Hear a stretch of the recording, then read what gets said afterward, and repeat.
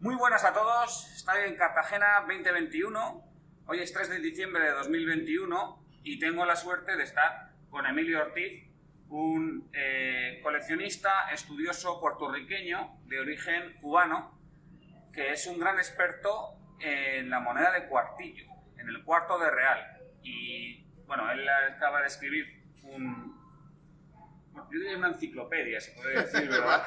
Básicamente es la Biblia. La Biblia, ha escrito la Biblia de los cuartillos. Esto es el primer volumen, que abarca el periodo virreinal.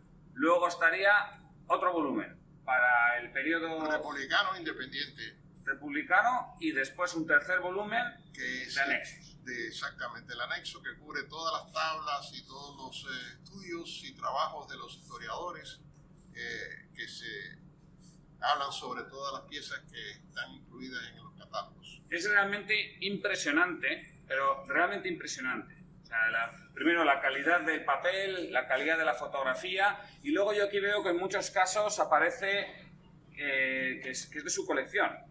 Sí, la gran mayoría de las piezas son de mi colección. Pone Emo Collection. Además está en castellano y en inglés, en los mismos tomos, para poder acceder a un público más amplio. Pero háblenos primero, antes de nada, de los cuartillos. Los cuartillos era la moneda más pequeña que estaba autorizada por la corona en plata. O sea, los valores de la corona en plata eran 8 reales, que era el peso fuerte, que es lo que sería del duro. Y después venían 4 reales, 2 reales, 1 real, medio real y un cuarto de real. Y el cuarto de real lo dicen cuartillo. El cuartillo era la moneda del pueblo. Era la moneda que el pueblo utilizaba para hacer las compras. Era el circulante. Era, en Estados Unidos yo diría que era como el centavo, los 5 centavos, los 10 centavos. El que compraba el azúcar, el que compraba la leche y el huevo. Claro, porque esa necesidad en lo que es en la península lo cubrían las monedas de vellón, de cobre. Exactamente. Sin embargo, aquí no se acuñaba, bueno, se acuñó cobre, pero en diminutas proporciones. Exactamente. Entonces, lo que hicieron fue acuñar cuartillos muchas veces para el propio comercio local. Internamente, la moneda que circulaba en la colonia durante el periodo colonial realmente no es como se hace hoy, o sea, como circula hoy, excepto, por ejemplo, en la Unión Europea, el euro, que circula en varios países, ¿no? Pero normalmente en un país antes, digamos, Inglaterra, que tiene la libra esterlina, durante el periodo colonial, todas las monedas podían circular en cualquier lugar del mundo y respectivamente de donde hubieran sido acuñadas, porque sencillamente valían lo que valía su peso en oro o plata. Por lo tanto, el hecho de que la ceca tuviera una marca de ceca y tuviera un ensayador era solamente para que el rey estuviera seguro de que no lo estaban engañando y que le dieran su quinto normal por la producción en esa ceca. Pero esas monedas podían circular en cualquier parte del mundo y de hecho los 8 reales mexicanos se ven mucho con contramarcas, lo que se llaman chop marks de China, porque en el comercio con China los 8 reales era el rey de la moneda. Vale, el cuartillo, volviendo al cuartillo, aparece en México, ¿no? Y además en un momento muy temprano. Sí, lo que pasa es que hay diferentes bandos pragmáticas reales, los reyes españoles, donde indican qué moneda pueden acuñar y qué moneda no pueden acuñar. O sea, no es siempre se podía acuñar la misma moneda. Algunos lugares permitían acuñar cuartillos, en otros lugares no permitían.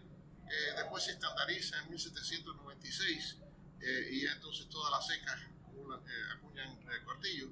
Pero, o sea, que digamos que en los primeros 200 o 250 años de cecas americanas, las acuñaciones de cuartillos fueron muy intermitentes. Bueno, hubo un periodo de casi 200 años que no se acuñaron cuartillos. Y entonces por eso es que hay un periodo, hay como un vacío en el centro. La realidad era que era muy necesario, pero habían otros factores de comercio y una serie de factores que es muy largo explicar, pero que realmente se hizo el cuartillo. Pero el cuartillo era la pieza clave para el comercio, la pieza clave para el pueblo. Y hoy en día no se colecciona o no se coleccionaba esto muy arduamente debido a que su tamaño, que es tan diminuto, pues era difícil de lectura. Y la difícil lectura pues hacía que se coleccionara lo que era fácil leer, como el duro, los 8 reales, y entonces pues claro, todo el mundo siempre ha coleccionado los 8 reales. Hace unos años, 10, 15 años atrás, se ha empezado a cambiar hacia el coleccionismo, ha aceptado el cuartillo y se ha venido a un auge, yo diría paulatino, pero muy consono y muy constante del coleccionismo de cuartillo. Y claro, tampoco había una referencia. Yo siempre he recibido a través de los años personas que me dicen, si yo supiera y tuviera un catálogo, pues yo lo coleccionaba, pero no tengo referencia. Sí, porque algunos de estos cuartillos son muy difíciles de coleccionar, a mí por lo menos me resultan. Tampoco me he estudiado su catálogo, hay que decirlo, porque de hecho lo estamos presentando ahora. Claro. Por ejemplo, estos cuartillos que se acuñaron aquí en Colombia, o en la actual Colombia, en la época de Felipe IV, estos de Bogotá, estos de Cartagena y demás, a mí me parece una locura. Me parecen muy difíciles de estudiar, me parecen complicadísimos de entender las distintas variantes, las distintas emisiones. Luego, además, cuando esto ya se estandarizó, empezaron a aparecer cuartillos que no tenían ni ceca ni ensayador. Entonces, también en la asignación de estas monedas requiere mucho más estudio, desde mi punto de vista, el coleccionar cuartillos que el coleccionar 8 reales. Definitivamente. Hay veces que, bueno, ahora el rompecabezas está poniéndose todo, las fichas están encajando en su lugar, pero como muy bien dices, hubo un periodo en los 1700, los colombianos se fueron más temprano, 1600 y pico, que eran las macoquinas, cuartillos de macoquina, que eso realmente, si tú lo ves ahí en el piso, le das una patada y sigues caminando, pero que son extremadamente raros y extremadamente valiosos. Recientemente se han vendido en $15,000, $20,000 cada uno, o sea que eso es una cosa muy, pero muy rara. Pero posteriormente vinieron ya lo que se llama el mill coinage, o sea, cuando es de máquina de troquel, que se acuñan esos cuartillos por orden real, y la pragmática decía, el cuartillo solamente debe tener un castillo en los versos y un león en el reverso, bajo dictamen de la pragmática. ¿Y qué pasa? Pues que, oye, las secas que hicieron cuartillos de ese tipo no tienen otra identificación. Entonces, ¿cómo tú sabes de dónde se hizo cuando todo lo que tienen es un castillo en León? Bueno, yo lo que intenté fue agarrar todos esos cuartillos, disectarlos por tipología, agarré el arte, ¿no? agarré un cuartillo de león y lo dividí, la cabeza, el cuerpo, la cola, las patas, y cogí el castillo y la torre, el cuerpo de arriba, el cuerpo central y la parte y la base. Y entonces empecé a hacer comparativos, porque si uno lo mira, estos son todos iguales. Pero cuando uno empieza a bisectarlos y agrandarlos, pues entonces surgen diferencias de los puños, y entonces ahí pues se pudo hacer, lo comparé con las primeras piezas ya de 1796, que ya tenían fecha y seca, que ya eran un hecho, pues, y entonces pude hacer un matching de una gran cantidad de ellos. O sea, pero es un trabajo. Sí, además ese trabajo es el que aparece en el apéndice. Eso es lo que aparece. En el tercer volumen es donde aparece ese tipo de trabajo. Exactamente. Muy detallado, además. Vale, entonces hemos hablado un poquito del periodo virreinal. ¿Qué pasa cuando llegan las independencias americanas? Porque muchos de estos países, de estos nuevos países americanos, siguen acuñando cuartillos. Es correcto. Algunos inclusive utilizan los puños reales, o sea, los puños que existían para acuñar cuartillos durante el periodo ya republicano. Hay anécdotas de que los mismos gobernantes independientes, no queriendo hacer ver que no tenían puños para un cuarto de reales, seguían acuñando los cuños de Castilla y León durante el periodo de independencia y le decían al pueblo que eran los que habían sobrado y que estaban usando lo que había ahí en las arcas, para no decir la verdad, que estaban acuñándolos ahí fresquitos, pero que no podían hacer nada. Todo eso ocurrió. Obviamente, después que pasa el periodo elemental de la transición, pues se empezaron a hacer muchos cuños de cuartillos, pero en países como México, que tuvo unos cambios radicales de muchos gobiernos, etcétera, y pues lo que resultó es que hay una amalgama de cuartillos. Ya estamos hablando de cobre y de plata y de una serie de cosas que realmente es compleja, es muy compleja. Sí, bueno, México siempre es muy complejo. O sea, no, cuando te metes en la numismática mexicana, en cuanto entras un poquito en profundidad, ahí encuentras universos numismáticos por todas partes. Exactamente, no, es una cosa increíble. Pero luego también aparecieron, o sea, por ejemplo, se acuñaron en El Salvador, se acuñaron bueno, en Sudamérica, en la mayor parte de los países, diría yo. En Argentina, por ejemplo, que no tenía ceca en época virreinal, correcto, pero en cuanto tuvieron sus propias cecas, acuñaron cuartillos, entiendo porque necesitaban para el comercio local. Exactamente, eso es cierto. Argentina fue una, Salvador, en Bolivia también. En Bolivia, claro, que estaba en Bolivia, estaba el altiplano y entonces estaba todo bajo lo que era Perú, etcétera. Pero sí es cierto. También quiero llamar la atención de las poquísimas y rarísimas cuartillos de oro. Anda, mira, eso no los conocía. Pues cuéntenos, porque no he oído hablar de los cuartillos de oro. De los cuartillos de oro... No, están en el segundo volumen. Sí. Los cuartillos de oro se hacían para presentaciones o al virrey o al rey. Y entonces estos se hacían 2 o 3 piezas, ¿no? Porque estás hablando de cuartillos de plata y de buena primera estás haciendo un cuartillo y usas un cospel de oro, y eso es una cosa especial. Pero eso sería ya en época republicana. Eso no, eso sería colonial. En época virreinal hacían cuartillos de oro. Correcto. ¿Y en qué ceca se hicieron? Para el rey. Bueno, se hizo en Bolivia, se hizo en México y se hizo hubo 3 secas: Bolivia, México y Perú.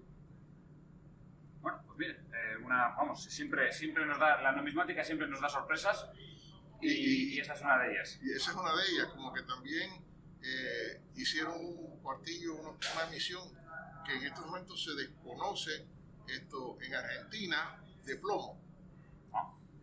Una misión que es rarísima, pero obsidional, y se hizo en plomo. Y bueno, ¿En qué provincia? Esto fue en Buenos Aires, pero Osvaldo Michel, un numismático argentino de mucha fama, ya fallecido, lo descubrió hace muchos años, pero él hizo un escrito, y el escrito ese fue un escrito local y quedó opacado, y yo pues tuve el placer de conocerlo, el honor de conocerlo en los 80, y realmente pues son cosas que uno dice, bueno, es los únicos partidos de plomo que en mi opinión existen. Una cosa increíble. Vale, porque aquí los cuartillos llegan hasta qué periodo, o sea, ¿cuándo se dejó de acuñar cuartillos? Bueno, los cuartillos, los últimos acuñados fueron por El Salvador en 1909, y eso fue porque tanto en El Salvador como en Guatemala, pero mucho más en El Salvador, fue en Guatemala, el pueblo, el campo rural, estaba acostumbrado a esa pieza. O sea, esa era la pieza que ellos veían y creían, y cuando venían el gobierno y les daba una moneda nueva local, pues no creían en ella y no lo usaban. Entonces el gobierno se veía en la obligación de acuñar cuartillos republicanos, pero con el valor de $0.25 real, porque era lo que el pueblo estaba pidiendo y era lo que quería usar. Y eso pues se dio hasta 1909 en Salvador. Entonces tenemos 500 años de historia cubiertos, con un hueco de 200 años ahí en el medio. Aproximadamente. Y muy bien descrita la historia desde los últimos años virreinales y todo el siglo XIX republicano. Correcto. Los primeros cuartillos que llegan a las Américas vienen de la casa de Burgos, península para poder darle un circulante a las colonias, y esos fueron los primeros que llegaron a República Dominicana, a México, en la península. Vale, y luego te quería preguntar también sobre el coleccionismo, porque bueno, queda claro en los tomos que eres un gran coleccionista, porque tienes una colección impresionante. Entonces, ¿cómo es ese coleccionismo? Porque la verdad es que en España no se coleccionan apenas cuartillos. En cambio, yo aquí en América veo que es una colección bastante típica. Lo que no sé es... Bueno, entiendo que el que se meta en el aspecto virreinal, pues entonces ya intentará coleccionar todas las tecas virreinales, pero los que entran también en la parte republicana, ¿buscan de todos los países o buscan de países en concretos? Es muy difícil decirte, porque es una decisión muy personal. Realmente, hasta este momento, existen, yo conozco muchos coleccionistas que se dedican específicamente a cuartillos. Muchos. Yo a través de los años en las subastas internacionales me he dado con ellos y he batallado con ellos para comprar las piezas en subastas, pero realmente están en auge. En España los cuartillos no tienen, como muy bien dices, mucha preponderancia, usualmente no tienen mucho valor. No puedo hacer un comentario sobre eso porque yo soy ignorante de la numismática española peninsular, ¿verdad? Pero conozco y sé y he visto los cuartillos que han salido en subastas españoles y que son muy interesantes, por cierto, muy interesantes. La verdad que si tuviera menos años a lo mejor me metía yo a hacer algo ahí, pero realmente es una pena, una lástima. Yo creo que no los coleccionan en vista a su tamaño y quizás porque no lo consideran significante, ¿no? Creo que porque no está tan relacionado con la historia de España, de la España peninsular. Exacto. Porque al final está más relacionado con la España americana, más que con la península. Quizá es por eso. Es posible, muy posible. Yo no puedo decir el motivo, pero realmente, como dices, no hay empuje para el coleccionismo del cuartillo en España. Y yo entiendo de que hay mucho español que colecciona cuartillos coloniales, Conozco de muchos españoles que coleccionan cuartillos coloniales. Así que no sé, ¿sabes? No sé por qué no hay tanto coleccionismo del cuartillo peninsular.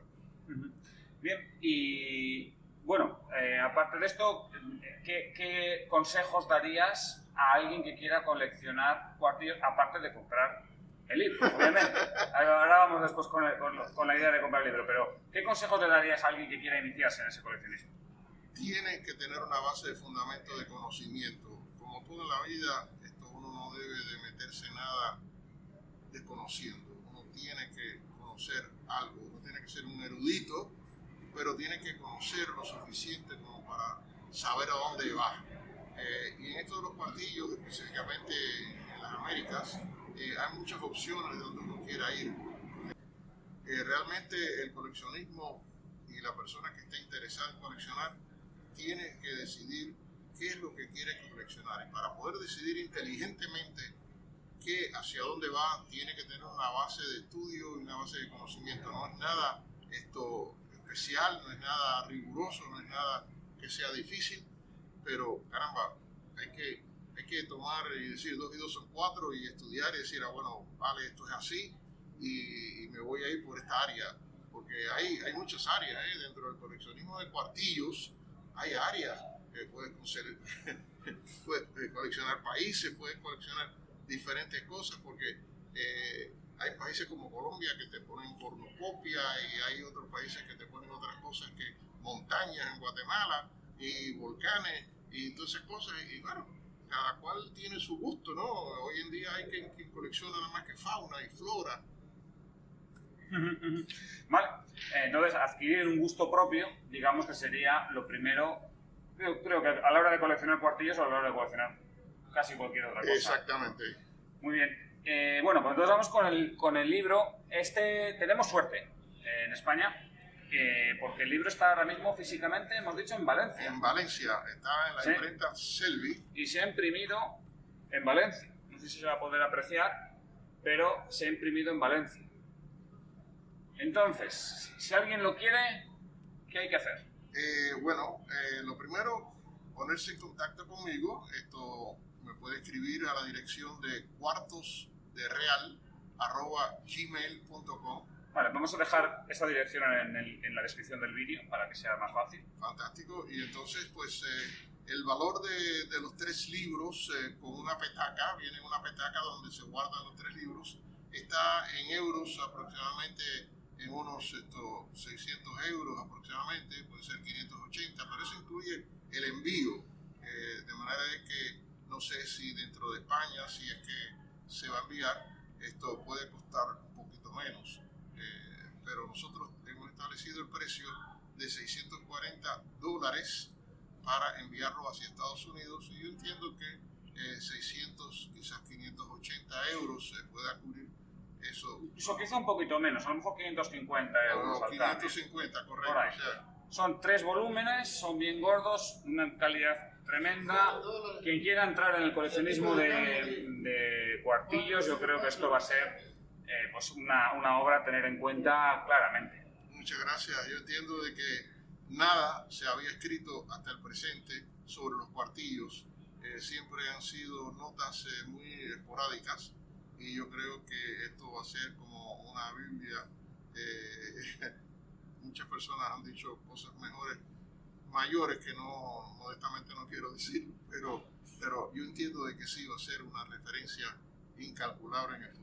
Lo que es claro es que es un trabajo de muchísimo tiempo, un trabajo que hacía falta porque no había este compendio, y luego además ha requerido, aparte obviamente del estudio de Emilio Ortiz, la colaboración con muchos otros numismáticos que son expertos en la moneda de cada uno de estos países. Eso es correcto, para poder obtener la fotografía de todas las monedas que yo deseaba, y están todas, un 99% de todas las monedas que fueron jamás acuñadas en todas las cepas. Tuve que lograr que algunos coleccionistas me cedieran sus piezas fotografiadas para incluirlas, y se incluye un reconocimiento en cada una de ellas de la colección que pertenece. Una gran parte es mi propia colección. Yo llevo 40 años haciendo este libro, estos catálogos, y obviamente a través de ese tiempo coleccionando también los cuartillos, de manera de que eso explica que una gran cantidad de las piezas que están aquí pues sean de mi colección. Pero no, hay muchas piezas de otros coleccionistas que están reconocidos también en el libro por sus exportaciones. Entonces, es un libro que va a proporcionar 40 años de estudio. Bueno, pues muchísimas gracias, Emilio. Gracias por atendernos, darnos este repaso a los cuartillos. Y nada, hasta pronto. Hasta pronto.